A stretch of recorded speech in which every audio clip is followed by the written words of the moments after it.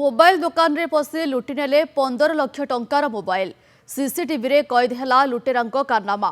Nandighosh TV हाथ लगी सेही एक्सक्लूसिव सीसीटीवी। पुलिस मामला रुजु करिछि हेले लुटेरांक टेर पाउनी। मंचेश्वर थाना पटिया स्टेशन निकटरे थिबा त्रिशा मोबाइल स्टोर रु लुटेरा माने कलाकना बुलाइछंती। स्टोर मालिक मानस रंजन पंडा एने मंचेश्वर थाना रे लिखित अभियोग करिबा परे पुलिस मामला रुजु करी तदंत आरंभ करिछि। सीसीटीवी आधार रे तदंत चलाइछि पुलिस। घटना अनुसार गत 20 तारिख राति प्राय 2:15 बेले 2 जण लुटेरा सटर ताड़ी मोबाइल स्टोर मध्यरे पशिछंती। स्टोर थिबा 5 रु अधिक नुआ दामी मोबाइल 45 टी पुराना मोबाइल दामी सामग्री आदि चोरी करिबा परे चली जाइछंती। पाखापाखी 2 घंटा मोबाइल स्टोर मध्यरे ऑपरेशन करिबा सह सबु किछि लुटि नै चली जाइछंती लुटेरा। लुटेरांक समस्त कारनामा सीसीटीवी रे कैद होईछि एवं कैद हेबा परे पुलिस छानबीन आरंभ करिछि। अधिक सूचना पाई सीनियर रिपोर्टर मानस महापात्र आम सह फोन लाइन जोड़ी होउछंती। मानस, सीसीटीवी रे तो कैद्र समस्त दृश्य चोरीर समस्त दृश्य कैद होईछि। पुलिस किछि टेर पाइलानी कि लुटेरा किए एवं यह केउ दिनर घटना थिला?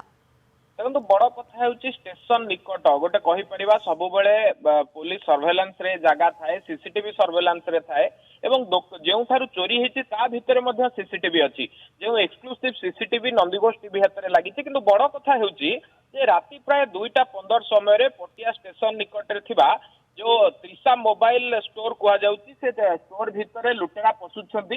2 जण लुटेरा सर्वस्व लुटि नउछंती।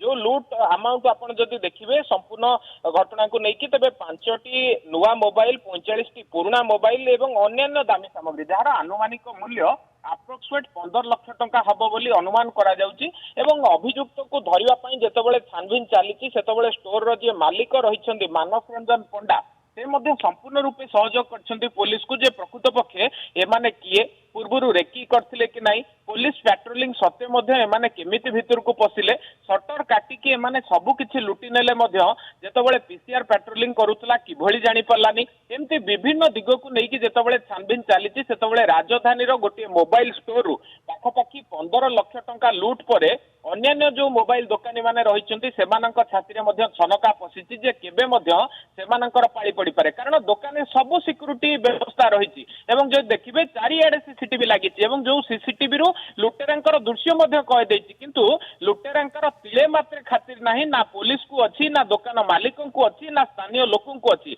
सेमाने राति अधरे पशुचंती 2 घंटा धरी ऑपरेशन करूचंती एवं एभली अभियोग जतबेले मंचेश्वर थाना रे पहुंची निजे थानाधिकारी घटनार गुरुत्व को देखिबा सहित किभली भाबरे लुटेरांकु धरा जाई परिबो किभली भाबरे लुटेरांकु काबू करा जाई परिबो वर्तमान छानबीन चलीतला बेले किछि लुटेरा जो मानक ऊपर संदेह अछि सेमानकु मध्य डाकिकी पचराउचरा करिछि मंचेश्वर थाना पुलिस। नमिता ओके, धन्यवाद मानस आपनको अधिक सूचना पाई।